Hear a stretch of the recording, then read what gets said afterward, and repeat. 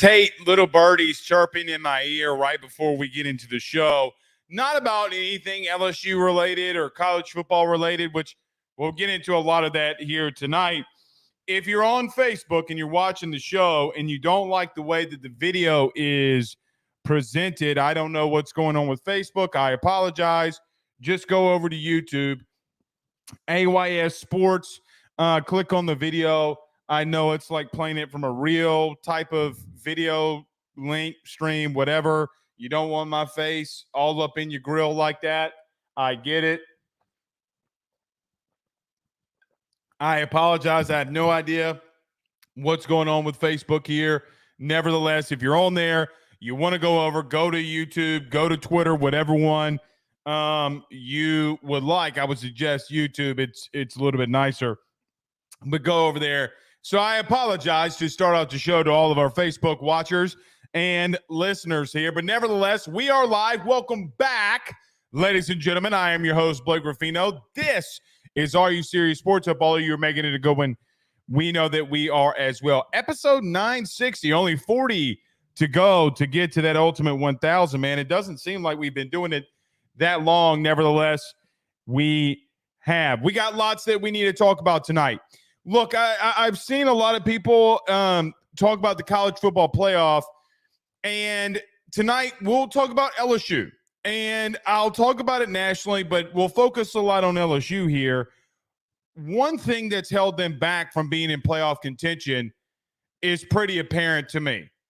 It's not recruiting. It's not offense, or some would even say maybe not completely all the way personnel. But I think we need to re-talk about the 12-team playoff, what it means, and who is going to be in the 12-team playoff, why you only have 8 spots that if you're LSU that you can get in. So, yeah, it might be a 12-team playoff, and really and truthfully, it's only 4 slots that you can get in from your own conference at best. Maybe 3. So you either got to win the conference or you got to be really good. You only got to have 1, maybe 2 losses to get in. And why that's plagued LSU the last 2 years. What has happened that would keep LSU out of the playoffs? For an example, the last 2 years. We'll talk about that. By the way, I find it ironic a little bit, at least to me. Like I see people forgetting that group of 5 teams, for whatever reason. Guys, I don't know if people just forgot this or what's going on here, but guys, group of 5 teams and programs are going to be in the college football playoff. Only one of them, but it's an automatic qualifier. So we'll talk about that. Oh, by the way, Twitter just told me that Jay Johnson has ran LSU baseball into shambles. They are no good. Thatcher Hurd hits the portal. Ryan Kucherak hits the portal. So we'll talk about that. We'll also talk about a little bit about baseball recruiting. I told you last night, I gave you the biggest of hints. At the end of the show last night, I said, look, I want to wait until everything is settled at Texas A&M. Today, those things started to get settled. Now we'll talk about some guys that I think that Jay will go after and kick the tires on it. And let's see if he'll continue to add here from the portal, even though I do believe that Jay will continue to add from in the portal here. So don't panic. Don't worry. Relax yourselves. It wouldn't shock me if a little tiger emoji, like I said, I still think that there will be a tiger emoji that will be sent out this week. Maybe I'm wrong. Maybe I'm wrong. I just have a feeling that potentially that you're going to get one. Is there a little bit of concern at a specific area of your team? Yeah. I can't deny that. I mean, you got to figure out things, but you got some time to do that. We'll talk about that here tonight. Not only baseball recruiting, we'll talk some football recruiting. We put in a pick today and have been telling you and trending this way for quite some time. But if you're not on the message board, you need to be there. AYSSnetwork.com/forum. Look, man, we've been putting a lot of stuff in there if you are a very big fan of recruiting. Some of you, I know it can be tedious and you're just like, wait until January. Whatever your speed, we got it all in there. We'll talk about it tonight. Why the coaching hires on at least two of the coaching hires on the defensive side of the football are already paying off in recruiting. We'll talk about that here tonight as well. I got to admit something. How do I want to say this? We will, at the end of the show, talk about this EA Sports college football game. I did pre-order it today. I got the deluxe version. I know rich people get deluxe versions. I get it. So widest thing I'll do all week, besides probably what I'll do on the 4th of July. I am very fired up for this college football game, man. I got to admit, very, very fired up for it. We'll be live and playing it, so we might mention it there at the end. Kevin says, why can't I see Blake? He's off center. I don't know what's going on with Facebook, man. Kevin, I really have no idea what's going on. Go to YouTube. That's all I can say. I have no idea what's going on with that. I wish I could help it. I have no idea. The guys were telling me once we were going on live that something was up with Facebook. I have no clue. I have zero clue what's going on with Facebook. I can pull it up right here. I don't know. Ken Mallory says he's on Facebook. Looks good to him. I don't know. It's just not like the normal video that you can pull up. But go to YouTube if you need to. Apologize for that. James Guillory says, how many more baseball players hit the portal in your opinion? I would say at max maybe 2. I think you're pretty much there at the end. Ryan Kucherak hitting the portal I do think is very interesting for some people. I know a lot of people don't like it, but I think you're overreacting, if I'm being honest. I think you're overreacting, just being honest to all those who are freaking out today. Rick says, you're coming through great on YouTube. Yeah, normally we do. Tyler Townsend, who sent us that beautiful and glorious hat and wrote us this beautiful note. If you send me stuff, man, I'll do it. Just wanted to send a hat to say I appreciate all the things you do for LSU. See, you can't buy loyalty like that, man. You can't. I love the hat. But Tyler says, Chance, do you think anyone else hits the portal really hurts us? No, I do not. I do not. KJ says that's better. I'm assuming that might be or somebody who was in here. Kevin, maybe. Brandon Hollingsworth, your lanky lender, says marriages will be challenged the next few months over that video game. Listen, look, Brandon, this is just how I feel. I don't know if anybody else feels this way, but I've been waiting for this for a decade, like well over a decade. So my birthday falls on July 16th. And look, I don't mean this in a wrong way. I did not grow up in a, I don't mean this in a wrong way, and I don't want it to come off this way. I didn't come up with like Lamborghinis in my driveway. Like I didn't have a brand new car. I had a 1990 Toyota 4Runner as my car. The truck that I drove was made literally and was the model of the same year that I was born. Loved it. Absolutely loved it. Don't complain. But every single birthday, I asked for one gift. From until 2014, when they did away with it, I asked for the college football video game. Got it every year. Didn't care about Madden. Could care less. It just, for me, man, it's not all of what made me fall in love with college football, not even remotely close, but it was a part of me falling in love with college football, man. Myself, my friends, my buddies would come over. We'd play all the time. I remember, during Hurricane Katrina, one of my good friends came over, like he didn't have electricity. We got it before they did. He spent the night with us for a couple of nights or whatever it was to get a hot shower, stay in the light, or get some electricity, cool air. And, man, we stayed up all night and played video games. You know what we played? We played in college football. We literally were LSU, and we ran the triple option. And we're beating the dog shit out of teams. And so, look, man, it's just a part of it. There wasn't anything else to do. There was a curfew. You can call me a nerd all you want to. well, then I'm a nerd. But I told my lovely wife, Megan, like, listen, I'm buying it. I'm pre-ordering it. And by the way, it comes out on my birthday. If you pre-order it, it comes out on July 16th. I'm just throwing this out there. I'm going to get faded up on July the 16th. I'm going to give me a nice little haircut. All right. Gonna come back here, and you're probably not going to hear from me until 7 p.m. Central Standard Time. Just not gonna happen. I hope no breaking news happens on the day, because I will be the last person that breaks it. Just being real with you, man. But in all honesty, I'm so excited for it to be back. I will tell you this. From July 16th, I would say within the next couple of, maybe even a day, LSU is going to be in the playoffs. It's ironic because we'll talk about the playoffs here tonight as well. Tyler, or Chance says, Tyler depends on, that's not to me. Brandon also says, I'm right there with you, brother. No doubt. No doubt.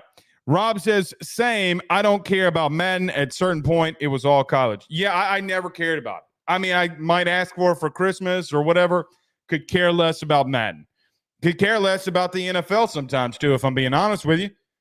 I mean, it's just me, man. Like, look, Sundays, I'll do whatever. Like, if the game's on, I'll sit there and watch it. Love the Saints. Love the Saints. Just college is my thing, man. College football is my thing. So I've spent my life trying to work into the business. Spectrum Wellcare says, looks like Stamps and Woodland are your starting corners. Could be. Could be. Look, we talked about last night, Debo Atkins. Still think that kid day one will be on special teams no matter what. Barring injury, barring that he gets assignments down. Man, I got to tell you, a lot of people were talking about Michael Turner from John Curtis. Kid's fast, man. Kid's super fast. Deion Black says, mine's on the 24th. I'm with you. No doubt. No doubt. I mean, if your birthday's in July, it's what you asked for. It's what I always will ask for. It's my birthday gift to myself. I don't give myself stuff. I really don't. All right. We got lots of we got to get into. Baseball people that are freaking out, you're going to have to wait. We'll get to it. 12-team playoff. Let's refresh. Let's talk about it. Can LSU make the playoffs? We'll get into that. We'll get into some baseball and football recruiting. We've got some other things we need to dive into. And at the end of the show, you can ask your questions or just pop your questions in here now. Hashtag Ask Blake. The guys will star them on our side. Yes, guys, you can, get them all taken care of. And anybody puts hashtag Ask Blake star, we'll get to as many of them as we can here. And we'll get to some football recruiting. Let's get rolling. Everybody do us a favor by hitting the like and share. Share to all those groups. If you're on Facebook, share to all of those social media pages. You're watching us, listening to us on YouTube. Like, subscribe, notification bell, wherever you listen to podcasts. Rate, review, and subscribe. Let's talk about our good friends over at betonline.ag, our good friends over at J&J Exterminating, and our good buddy Tyler Alexander over at LPT Realty, the number 2 realtor in the state. At least that's what the numbers say. Get over to them. We'll be back next. Got lots to discuss. Stay with us. BetOnline is the fastest and easiest way for you to wager on all of your favorite sports, contests, events with the first-to-market odds and lines. Find reviews for all the news for each league, including Major League Baseball, NFL, NBA, NHL, combat sports, college sports, esports, and even golf. BetOnline continues to be the top online resource for all of your sports information for live in-game betting, props, and futures. Head on over to BetOnline today and use your mobile device to join and make your first sports bet. Use our promo code BELIEVE50, that's BELIEVE50, BLEAV 50, to receive your 50% off welcome bonus on your first deposit. That's betonline.ag, betonline.ag. He will sell your house and find you a new. Well, Tyler's the man, he's here for you. If you want to buy or sell, well, it's not too late. Dial 955-0008. Just call 955-0008. Y'all call Tyler, he'll shoot you straight.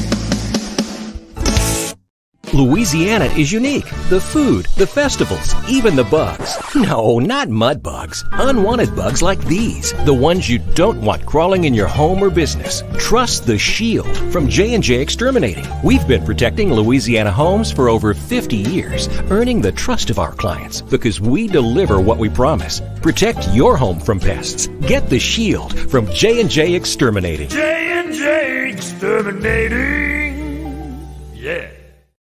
We're back. All right. You know, it's ironic every time that we come back into the show and that I play that, I'm always reminded of the University of Texas, and not only the University of Texas, but just what they symbolize and what they bring. I want to bring this up because I saw this today. Hold on one second. But I saw this today when it came from – all right, there we go, guys. So ESPN, and look, this is a very early mock draft, but ESPN today did come out with a mock draft and what would be the top 10 picks in next year's upcoming draft. There are some notable things here that I want to look at. Number 6 is LSU left tackle Will Campbell, projected to go to New England. Now, that is right behind Kelvin Banks from Texas, who would go to Washington. I mean, you could flip-flop either one of those. I don't think anybody at ESPN would care that you would flip-flop those. But Will Campbell comes in at number 6 as the number 6 overall pick, potentially on the big board for next season to New England. Do you see right here, and for everybody that's listening on podcasts, I apologize, but at number 10, they have the New Orleans Saints selecting Quinn Ewers. Quinn Ewers! Let me just tell you this. If the New Orleans Saints draft Quinn Ewers, I will quit being a fan. No, there's no way. If you're taking a top 10 pick, Quinn Ewers is not the dude to take. No way. Come on, man. Quinn Ewers? Don't do it to yourself, Saints. Just don't do it to yourself. Quinn Ewers did play in a playoff last year, though. You got to give him that. Speaking of the playoffs, so look, I've been seeing a couple, and I know that Will Compton did this, but it started a big debate today in reference to the 12-team playoff, and it's probably the biggest question that I fielded from LSU fans. Look, what is your projection of this team? And I haven't truly given what I think, and I told you, look, I'm not going to give you, I think you could be 9-3, 10-2. I'm not putting any kind of stamp on it until I see them in August. What do they look like in August? And I'm not going to do that now. But it reminded me that we probably need to go through the 12-team playoff because, look, I know what happens after the season. You forget about things, and maybe it just slipped your mind, but it's football season again, and here we are. I want to make it very well known that when people say, well, look, you got to be one of the 12 teams in, if you're LSU going into the playoff, no. You can't be one of the top 12 teams because 5 of those 12 slots in the playoff in the first year of the 12-team college football playoff are taken. You have the P4 conference champions that will get an automatic bid, and then you have the highest rated group of 5 team that'll be at number 12. So if you're LSU, you really only have 8 slots that you could get into. Either you got to win your conference and get an automatic bid, or you got to be good enough, basically 10-2 throughout the season to be what will be overall one of the top 12 seeds, but really a top 11 seed if you're a P4 team, right? Because a G5 team is going to take number 12 no matter what you do. But it's interesting for me because a lot of people have asked, do I think LSU could get to the playoff? Yeah, they could get to the playoff. And a lot of people, I see it nationally, guys on my other show, just a national college football show, I see a lot of other fan bases talking about LSU may be the most overrated team in college football this year. Well, I would ask, what is LSU properly rated? Because their win total is over under 9.5. I don't know how many people would go over that right now. I think a lot of people would bet the under the 9.5 in the regular season. But that's where most people are sitting with them. Can LSU get that finally under Brian Kelly, get that 10th win in the regular season? But there's one main area, and it goes along the theme that we've talked about maybe over the last week of talking defense. Now, as soon as tomorrow comes, we'll transition after the 4th of July, talk about a lot of the offensive side of the football. But in the 2 years that Brian Kelly has been here, LSU has 7 losses. Now, in year 1 and 22, I don't really blame him, quite honestly, for any of the losses. Mainly due to the fact that he was taking over a program that was in a really bad spot and brought it back to life. It doesn't excuse, though, what happened. It doesn't stop the reality for LSU what happened. You know, in 2022, you had 4 losses. You were 10-4. You got to the SEC championship game. But there's one massive and glaring area that LSU completely underperformed in, and it's something that you and I talked about the most. Guys, think about this. In those 4 losses, Tennessee, Florida State, Texas A&M, and Georgia, this is how much those teams ran on you. Tennessee had 263 rushing yards. Florida State had 132. Texas A&M, who at the end of the year, you could have been a 10-win team in the regular season, but you lost to A&M at Kyle Field in the last game of the year. They had 274 rushing yards on you. And then Georgia, who would go on to be the national champion, ran for 255. The thing that I look about in 22 that if the playoff were in 2022, which it wasn't, but if the playoffs were in 2022, that Texas A&M loss would have been horrendous because you would have been 10-2 and you would have probably been pretty firm in going to a playoff, no matter what happened in the SEC championship game. So, which completely, I don't blame Brian Kelly for Georgia. He didn't have the depth. He didn't have the talent up front. You got run all over. Georgia scored 50 points on you. Okay, I mean, they were the better team. There's no harm, no foul. They were the national champion. But I look at a team like Tennessee, man, at 11 a.m. that walks into your building and runs on you at your own place for 263 yards. By the way, A&M went 10 of 15 on third down in 22. Tennessee went 7 of 16. Hendon Hooker couldn't get really anything going through the air. So you know what they did? They lined it up and ran it right down your throat, and you couldn't do a damn thing about it. Why do I bring this up? I bring it up because if what in 22 happens this year, you look at that A&M game and say to yourself, you completely pissed down your leg in going to a playoff. Because if you win that game, you would be in. You know, it's ironic because the same thing happened the very next season in 2023, that if the playoffs would have been enacted in 2023, there would have been a game that you lost that maybe you shouldn't have that could have propelled you to the playoff. You know, I look at Ole Miss, or just look at the 3 losses very quickly in 2023. Florida State ran for 135 yards on you. Not completely bad, not a bad performance defensively in the run game. But Ole Miss ran for 317 yards on you. And by the way, they went 9 for 16 on third down. They converted 11 times on third and fourth down. Alabama runs for 288 yards on you and over 6 yards a carry. So what is the theme here? Well, the theme is that, I keep hearing from a lot of people that, well, Blake, it was personnel and scheme.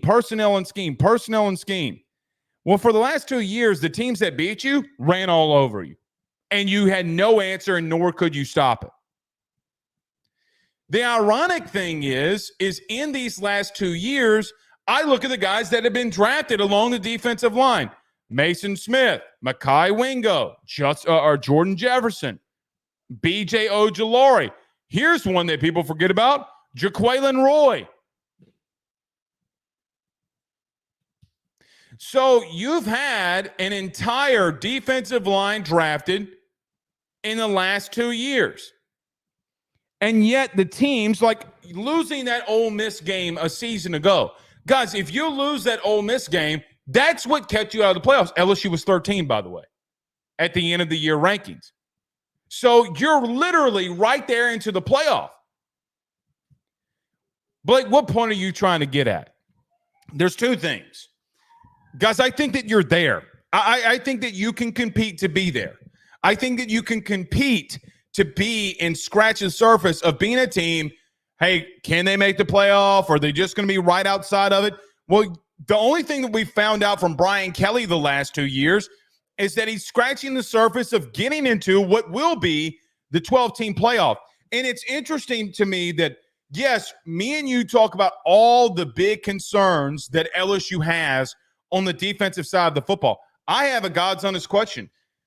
Did he have more question marks in year one than he does right now? I don't know if he does or doesn't. Because on one side of the football, you know pretty much what you're going to get. You have a really good idea of what you're going to get from the offensive side of the football. Yet you were 10-4. Last year, you should have been a national championship team. Let's rip the Band-Aid off. You underperformed. You failed. You failed.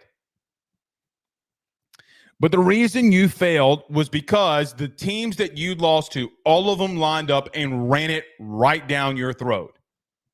And I'm just going to tell you, if you lose the games like you've done the last 2 years, like if you lose to Ole Miss and miss a playoff, if you lose to Texas A&M at the end of the season, which you're not going to play them completely at the end of the season like you normally do, but if you lose a game like A&M, which you're going to be on the road against them again this year in Kyle Field, those are going to be the games. It's going to be like a thorn that sticks in your side, like a spear that sticks in your side because you're one win away from being into the playoff. And quite honestly, if the playoff would have been enacted the last 3 years or last 2 years at least, that what you would be saying is, man, why can't we just get that 10th win in the regular season? Now, I know what a lot of people are saying. Blake, what point are you trying to make here? My point is, guys, you got to do everything to sell out to fix that one unit. Because for me, I know that the secondary was very bad last year. I can't ignore that. Neither can you. But it wasn't the reason why you continue to lose. Guys, I look at these 7 games that Brian Kelly lost the last 2 years. Here's what it averaged out to be. In the 7 losses, you gave up in 43 attempts, 237 yards per average on the ground, and teams had a 60.9% third down percentage rate. That would have been number 1 in the country by a landslide on third down. So what could you not do? Why did you lose those 7 games? Now, offensively, did you have some issues? Did you have some hiccups? Yeah, I'm not going to excuse and just say the offense had no weaknesses. The offenses had no issues whatsoever. I'm not saying that. Florida State this past year, Alabama to some extent when Jaden Daniels went down. But, guys, you can't have teams line up and run the ball on you like they did. And if you don't find a way to scheme, and if you don't find a way to get that personnel ready to change that, you're going to be potentially on the outside looking in. Now, here's the positives. The positives are Blake Baker, what he likes to do is get penetration into the backfield. Guys, you can't get tackles for loss if you don't get penetration. And Matt House did not like doing that. The reason that you had one of the lowest rates of tackles for loss in the SEC the last 2 years was because you did not like the penetration. You like the held blocks if you're a defensive lineman. You didn't like to send linebackers on run blitzes, run stunts, run schemes. None of that. Blake will not do that. And I will be real with you. If he doesn't do that, then we're going to have to ask Brian Kelly why he's not. Because everywhere he's been aggressive. He's never been conservative. Now, there have been times like against LSU where he can't blitz a guy like Jaden Daniels all the time because he's going to continue to get burned. He's got to find ways to get after him. But I would challenge you to go rewatch that game. It's really not completely all the reason why they lost. I mean, Blake had a really good plan the first half until Jaden Daniels said, watch this, ho. Guys, 237 yards per average in the 7 losses in the Brian Kelly era is just not good enough. They got to fix it. I think that they can. But I say this to everybody that will listen. You might not agree with me. Do I want and think and need the secondary to be better than they have been at times the last 2 years? Yeah, not disagreeing with that at all. But guys, if teams can line up and run it at you at will, there's no chance in stopping them.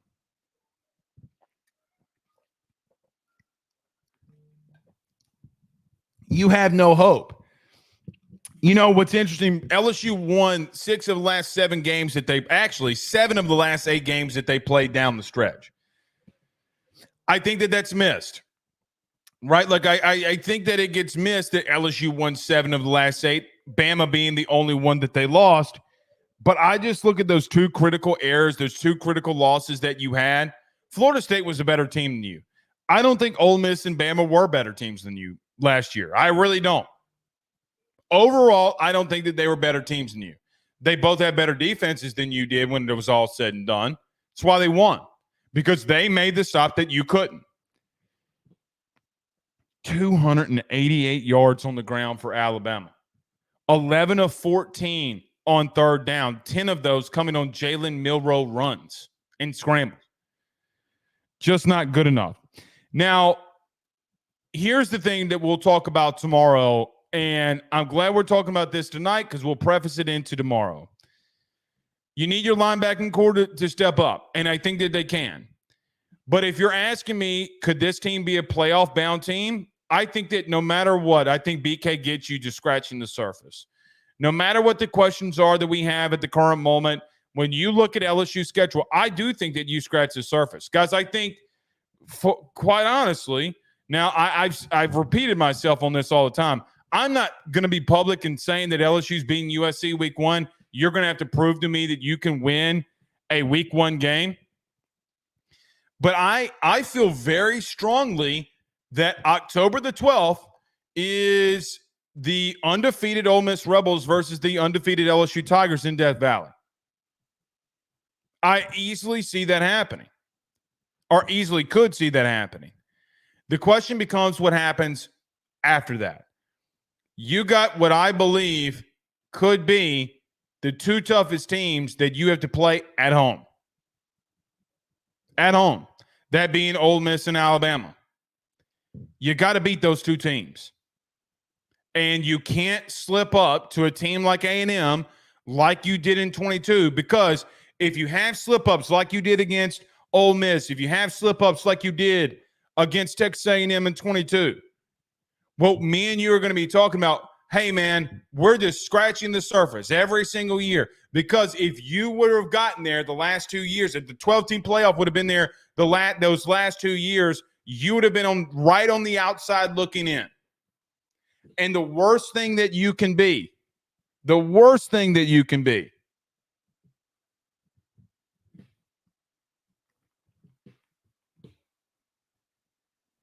is a team that's almost there. You know, it's like the guy that almost makes out with the prom queen. I almost kissed her. No, you didn't.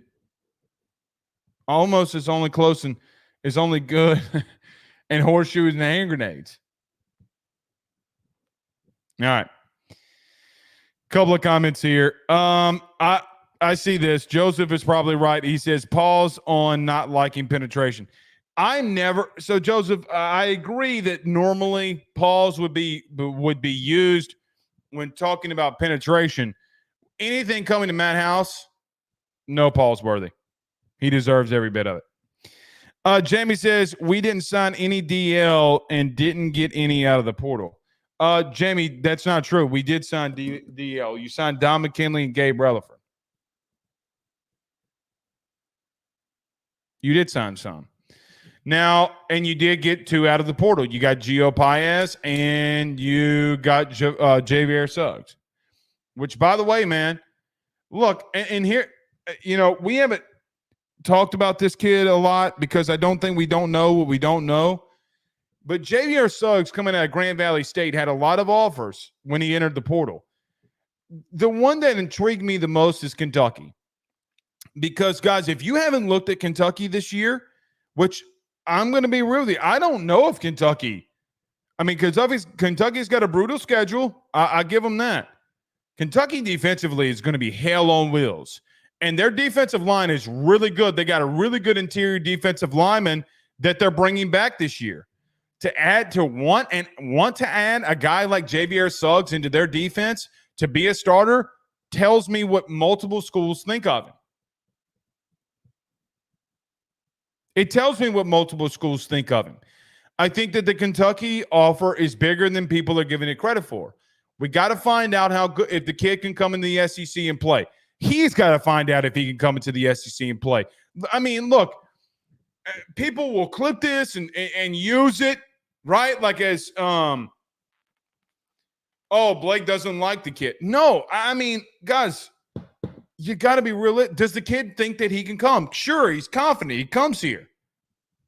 He feels like he can play. Okay, well, we're about to find out. You're about to go up against the best offensive line in the country to find out.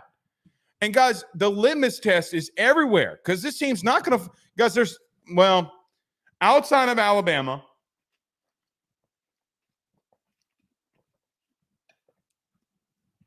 outside of Alabama, you're not going to face better offensive linemen. You won't. You won't. Scott Landry says, you are much too down on LSU. I listen to you all the time, but now I can't stand to listen to your lousy predictions about my LSU Tigers. Get the fuck out of here then. See ya.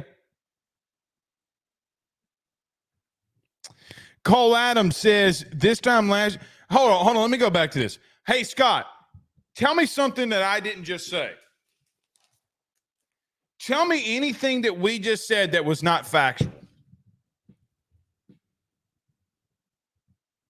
Please tell me anything that we just said that wasn't factual. Hope and belief is for kids that believe in Santa Claus.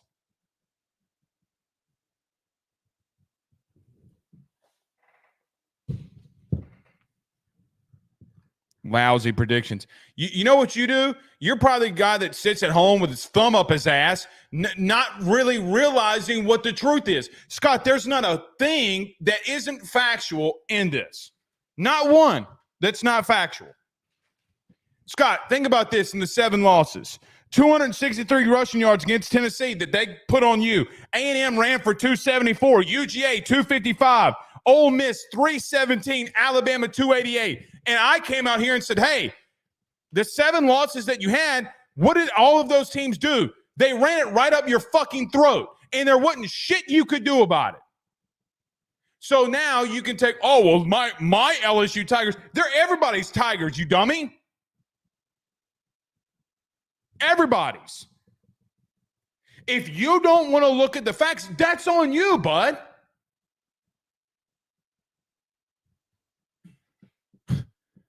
That's on you. Facts don't care about.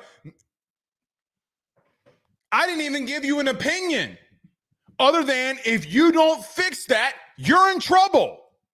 There's one underlying theme in the 7 losses that you have. You want to know what it is? Your defensive line that had 4 guys drafted into the NFL got their asses whooped because number 1, I don't think scheme was good enough to help them out. And number 2, they got their asses whooped. A&M, a 4-win at the time. A 5-7 A&M team smacked your ass up front. And you know what you're going to do? These Rudy Poos, okay? Let me tell you what some of these LSU Rudy Poos will do. Now, not every fan's a Rudy Poo, but some of y'all are Rudy Poos. Let me tell you what you Rudy Poos are going to come in here and do. If you lose games like you did last year against Ole Miss, if you come in here and lose a game at the end of the season, which you're playing Oklahoma, both of you could be vying for a playoff spot, and you'll lose that game at the end of the year and you miss the playoffs, you're going to be saying fire Brian Kelly. That's what you're going to be saying. Not me, you. These lousy predictions from my LSU Tigers. Who do you think you are? There's nothing that I gave you that's not factual. Nothing. While you sit there and watch LSU with your bourbon and Coke, which you're never supposed to mix a good bourbon with any Coke, you imbeciles, okay? You come out here and say, oh, well, you know what? Blake tried to warn us a year ago. None of you fucking listen. I came out here during camp last year. Secondary is getting burned. Secondary is getting burned. Secondary is getting burned. It's like one of those rotisserie chickens that you find at Winn-Dixie or Walmart. And nobody wanted to listen. All of you sons of bitches came in here and argued with me. How did that go?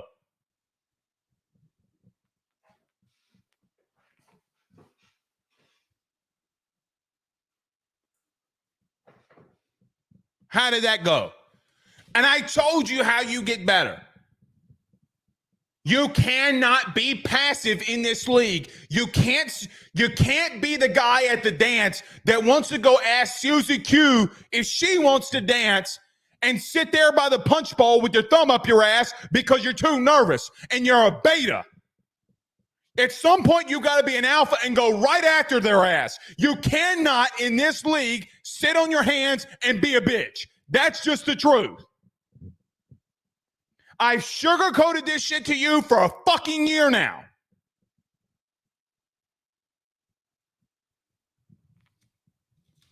Then I come out here and give you everything that happened in your 7 losses. Newsflash. The high probability of you getting your ass whooped up front defensively is why you lost a lot of these games. And you know what a lot of you sons of bitches did? Let me tell you what you did in these post games. You came out here and blamed Jaden. Remember that stupid shit? Like Jaden Daniels and the offense scores 28 points, but the team scores 42. Oh, it's all Jaden's fault. No, you know what the fault was? Jaden didn't get enough possessions because they ran the ball down your ass. No pause, nor any lube.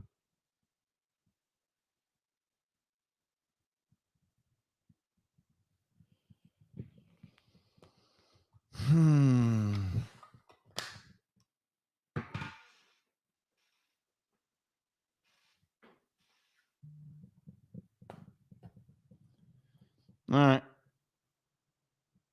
If that's what y'all want to believe. At some point, you know, the last time. Hold on. The last time that people in the chat argued with me like this was when I said that you're not going to be able to stop Bama from running the football.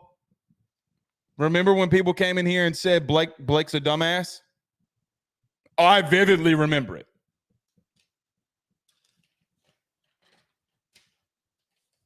I vividly remember it.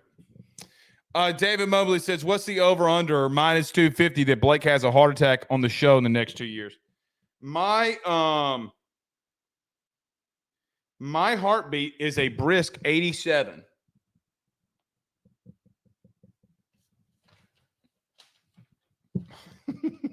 It's a brisk 87.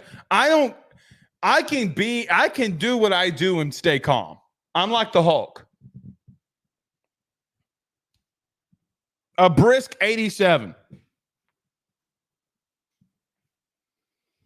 Now, with all these lights surrounding me, I'm sweating my ass off. So hot outside. All right. Go hard or go home says, I love it, Blake. It's just, guys, it's God's honest truth. You cannot look at the 7 losses under the Brian Kelly era and say that there's not one underlying theme. You couldn't get off the field on 3rd down, 60.9%, not 69%, get out of the gutter. We're not talking about your sexual fantasies, but 60.9% 3rd down conversion rate and teams averaging damn near close to 240 yards rushing on you. Guys, that's why you're getting beat. And that's the bottom line because Stone Cold said so. All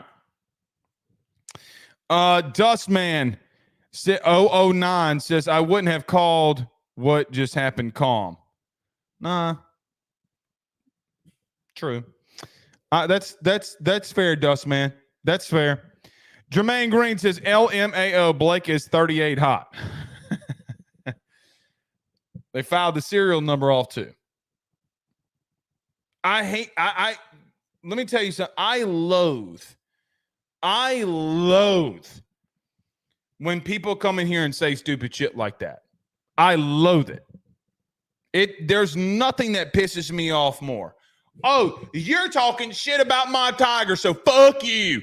Well, you know what? I'm not going to say it. Hoochie coochie. Scott Landry, that's what I think. Hoochie coochie. All right. One thing I got to do, though, is I got to pay these bills. Go hard or go home says, I agree. Everybody gets the blame except Coach Kelly. I'm not even blaming him. I can't blame him for what happened in 22. He inherited a program that, quite honestly, guys, had crumbled. When Ed left, it crumbled. What he did in 2022 was over-exceed expectations. Here's the truth. I thought you were going to win 8 games.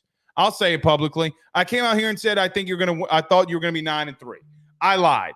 I thought you were going to be an 8-win football team because I just thought there were too many things that were going on that you would have to overcome. I honestly didn't think you would beat Bama unless Jaden Daniels went off. And he did. And Jaden surprised a lot of people.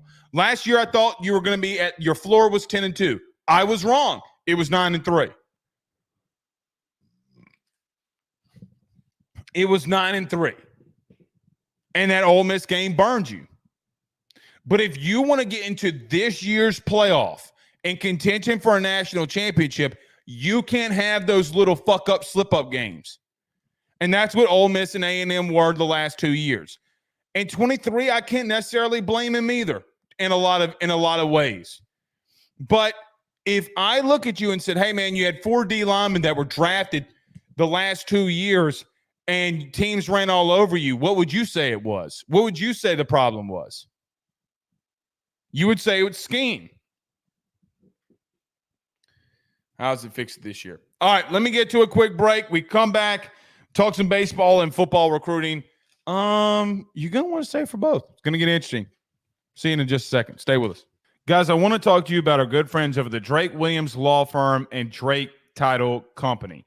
Are you facing tough times due to an injury from a car accident, navigating the complexities of divorce, or purchasing a new home? At the Drake Williams Law Firm and Drake Title Company, they understand the challenges you're going through, and they are here to help. The lawyer team of Ernie Drake III, Ryan J. Williams, and Summer Vignair, along with Morgan Daniels, have the experience and proven track record to give you that peace of mind. Give them a call today at 985-386-7600. That's 985-386-7600 to schedule a free consultation at their brand new office located in historic downtown Ponchatoula. They're also doing a special, the AYS special. If you're refinancing or closing on a home in Southeast Louisiana, request the Drake Title Company to handle your closing. If you mention Blake Ruffino and AYS, you're going to receive a $400 discount on title fees. Again, give them a call at 985-386-7600. Let them know that Blake Ruffino sent you on by. Guys, you might know my good friend Carol Falls and all the great service that he provides over at State Farm. He is your good neighbor after all. But did you know State Farm has surprisingly great rates as well?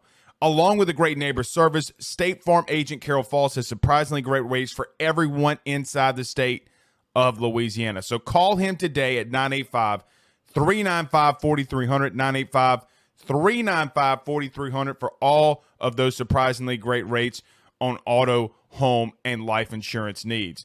Like a good neighbor, State Farm is there, and individual premiums will vary by customer. All applicants subject to the State Farm underwriting requirements. J&J has protected Louisiana homes and businesses for over 60 years. Call him today, make the pests go away. J&J Exterminating. Yeah.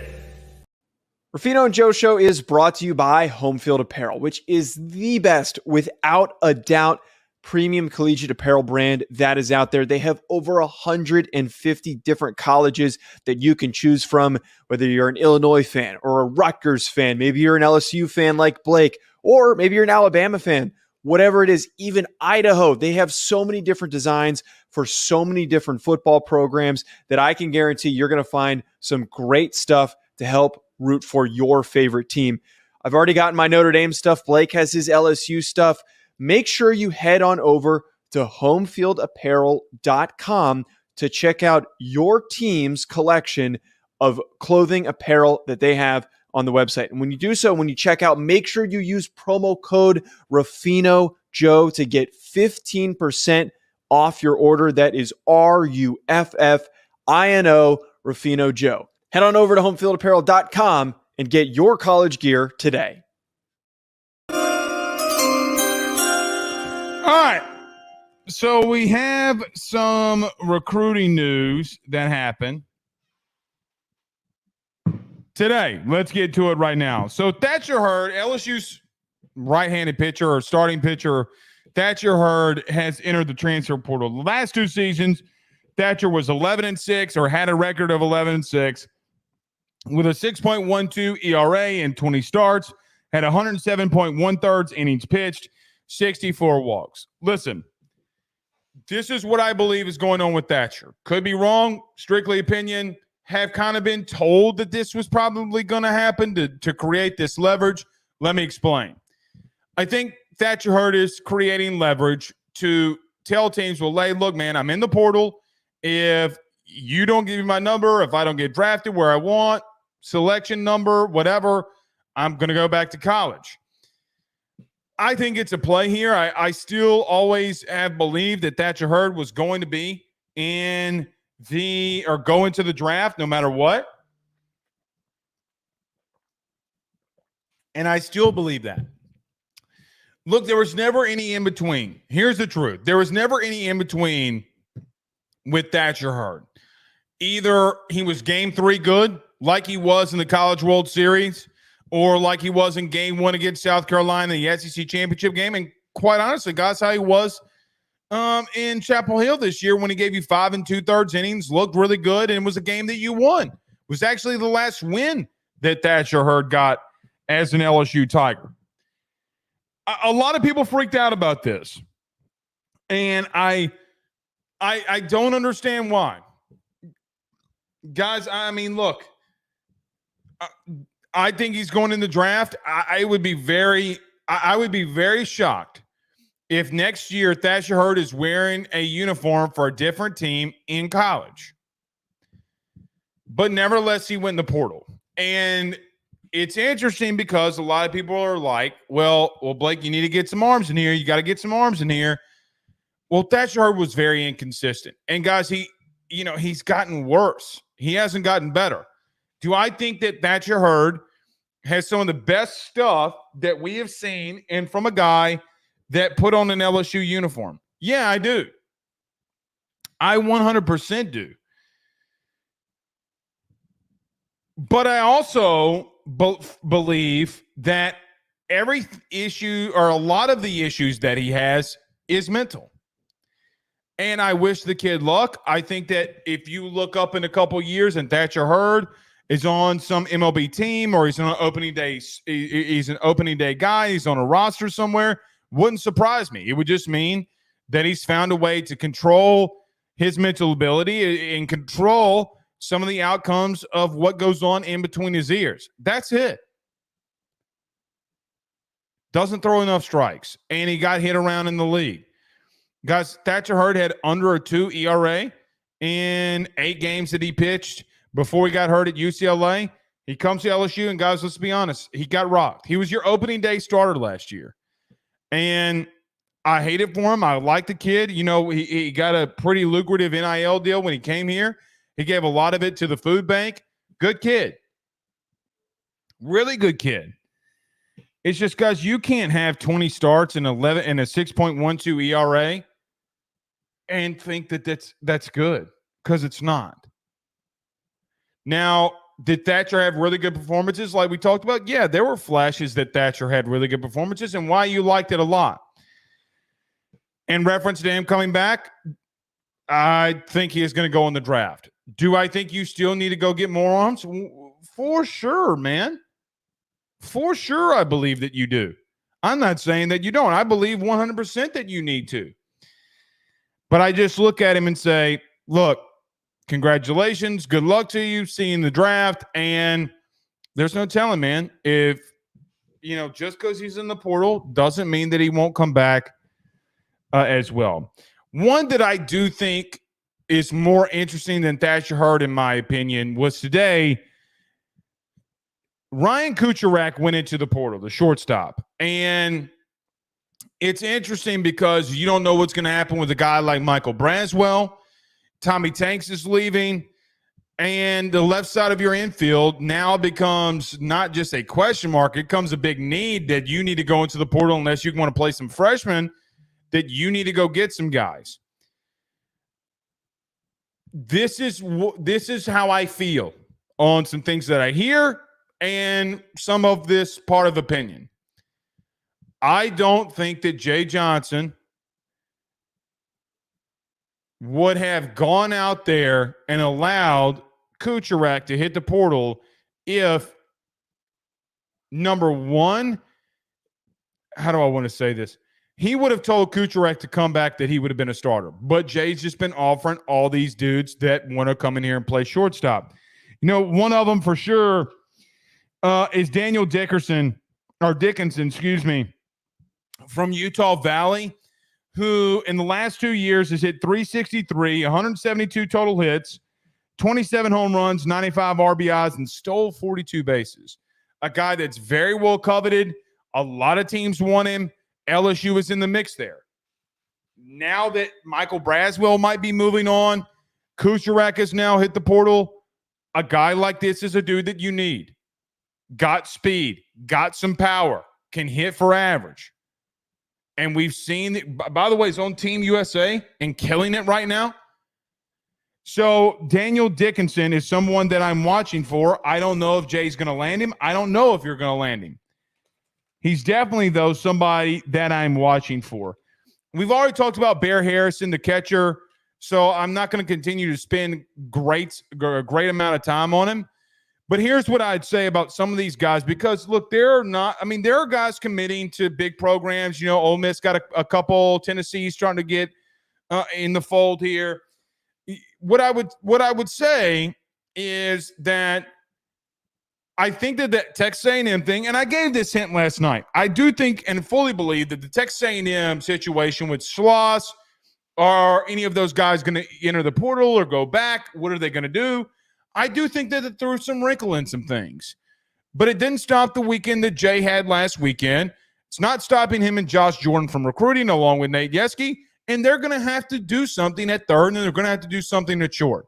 Because I don't think Jay wants to start freshmen at that position. Actually, I know that he doesn't. But I look at a guy like Wyatt Hensler from Penn, who it had all looked that he was going to be going to Texas A&M. Then that whole situation happened, and now LSU has started to get in the mix here. 360 batting average, the Ivy League Player of the Year, had 22 home runs, 56 RBIs, and 15 walks last year, and over 100 at-bats, or over 200 at-bats. So I look at a guy like Wyatt Hensler, who can play third, who can do a lot of different things. You're on him, and you're after him. It just now comes down to, can you land some of these guys that can come in here and play? I know that, and I see a lot of people on Twitter that are panicking. Guys, I tell you this, and you can believe me. You can have your own belief. It's your right to have your own opinion and belief. I just do not. I do not have any fears about Jay Johnson and what he's going to bring into this unit. Now, do I think that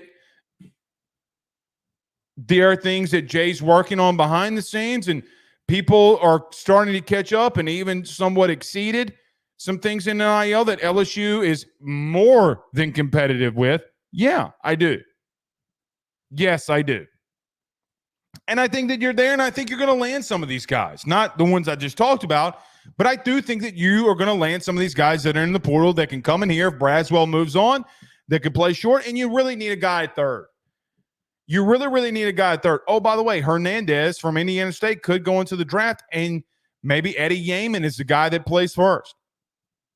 So there's just so many different question marks. The guys we were not going to have the answer to today, might not have the answer until next week after the draft is over. You know, what happens with Michael Braswell? And let me just say this too. I know that Michael had some issues at shortstop a year ago defensively. I get that. I can't defend him for those, nor should I defend him. The dude hit over 310 in this conference. And down the stretch was one of your best players. And I am about sick and tired. If I'm being out, if there's one thing that I'm probably really fucking tired of seeing this fan base do, is shit on that kid. I get it. He had too many errors. I'm with you. He also won you some games. And the part of and look, a guy like Daniel Dickinson, do you bring him in? Sure. Do you try to figure something out with Braswell if he wants to come back? Sure. Do I think that there's a chance Braswell goes in the draft? Also sure. But I'm just so tired of people shitting on the kid that came to this school, hit almost 75 points better, and y'all want to shit on him. Meanwhile, you sons of bitches will run out there and talk about, oh, no, we lost Brady Neal to Alabama. Oh. Guys, Brady Neal couldn't – in the last couple of games that Brady Neal played for LSU, you shit on me about saying that he should not be in the starting lineup. I know Milazzo got hurt. It is what it is. Would have put Jervinsky behind the plate. Better than what you got from Brady Neal. That kid – there were times where that kid couldn't catch a cold buck-ass nude if he fell off the Titanic and one of them icebergs were right there under him. It's just the truth. But you know what? It's all about someone else's reality. Nobody touches the ball more outside of the guy on the mound than the guy behind the plate. Nobody. Do I think you need to figure out what you're doing on the left side of the infield? 1,000%. 1 billion%. Do I think Jay Johnson will? Guys, I don't worry about Jay. I think he's going to figure it out. Let's see here. We'll check, guys. Don't just put in my ear that we got breaking news and it not be breaking. All right. Making sure we don't have any breaking news here. We'll see. Okay. Let's get to football recruiting very quickly before we get out of here. So, look, there's going to be a lot of kids committing over the next week, 2 weeks. And here is a couple of guys that have started to make some waves and wavelengths around that are surrounded at LSU. Damian Shanklin from Indianapolis, Indiana. A lot of people feel is an LSU lean. The edge rusher. Look, if you're able to land a guy like Damian Shanklin, that gives you 2 edge guys, okay, that are really high-quality dudes. I like Shanklin a lot. I think he's a really good player. I think he plays with a little bit of an edge, which I like. And look, you didn't have this. I mean, let's just be real. You didn't really have this kind of recruiting this early into the year last year at that position. If it wouldn't have been for Frank Wilson and Sherman Wilson at the end to flip Gabe Relaford, you would have had an issue at the edge. You didn't. You got him. He's here. So Damian Shanklin going to be committing soon. I think a lot of people feel very good at where LSU sits with him. Brandon Brown, the Texas commit. So Brandon Brown from Florida, 6'2", 290 pounds, committed to Texas when Bo Davis was still the defensive line coach. Didn't overreact, did Brown. Didn't decommit as soon as Bo Davis left to go to LSU. But there's been a lot of rumblings over the last 3 months, really, but now has come to a forefront now that Brown has kind of taken visits a lot of different places and that Bo Davis has been really recruiting. And a lot of people feel that Brandon Brown could potentially flip his commitment from Texas to LSU. Now, I will tell you that Texas, since Bo Davis has left, so it's interesting. The Texas faithful were, when Bo Davis left Texas to come to LSU, a lot of their media said, oh, well, we weren't recruiting well enough along the defensive line when Bo was here. And now that Bo has left, every time that I go to a Texas site or see Texas content from a football relations or recruiting aspect, it's about how bad that they've done along the defensive line. Maybe Bo Davis wasn't your issue. Maybe Bo Davis at times was your solution. You know, I remind Texas fans, the best unit that you had last year was not receiver. It was the interior of that defensive line. And when you don't want to give coaches their credit, that's up to you. But there's a reason that you're struggling in recruiting. As far as LSU, Brandon Brown and Zion Williams are two guys that I think that LSU sits in a really good place for. Let's just say, for argument's sake, over the 2 weeks that you get a guy like Damian Shanklin, if Brandon Brown and Zion Williams do commit to LSU, guys, how do you not start feeling better of what you're doing along the defensive line? Now, you got to do some things at linebacker, and I think Blake Baker will very soon. Got to do some things at DB. And I think at safety, you already are. At the boundary, we'll wait and see. But I'm starting to feel a lot better about what you're doing in recruiting. So a lot of big-time news could be coming down the pipeline very soon. Let's hope that this pays off for LSU. Joe says, talk to me about DB Blake. I have nothing. I have nothing on DB. I feel like they're going after, from a boundary standpoint, I feel like they're going after DJ Pickett. It feels like, maybe I'm wrong, maybe Cade Phillips is somebody that comes here. I don't know. Big Texas lean. I don't know. And, you know, Aiden Anding, whose birthday was yesterday.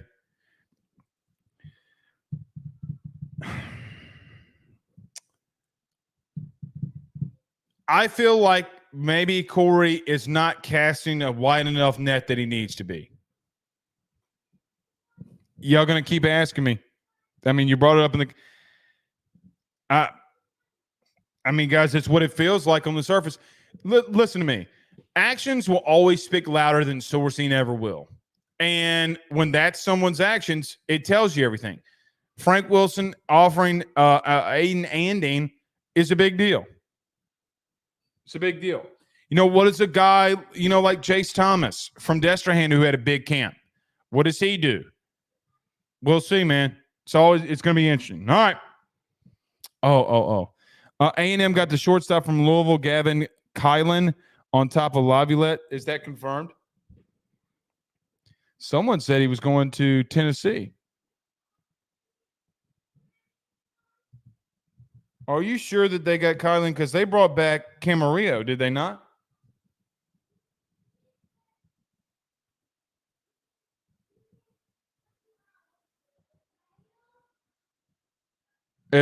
Whoever said that about Kylan, Chase, are you 1,000% sure that that's true?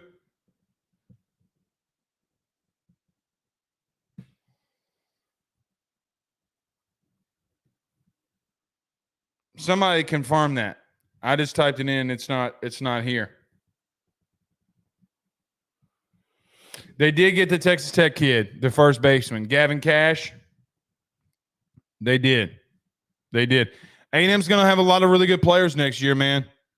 A lot of really good players next year. So we'll see. I talked about the video game before here. I was going to talk about it at the end, but I didn't. All right. I don't think that he committed yet. I think you're thinking of somebody else. All right. We'll see y'all tomorrow, man. Y'all have a good one. Peace out, Girl Scouts.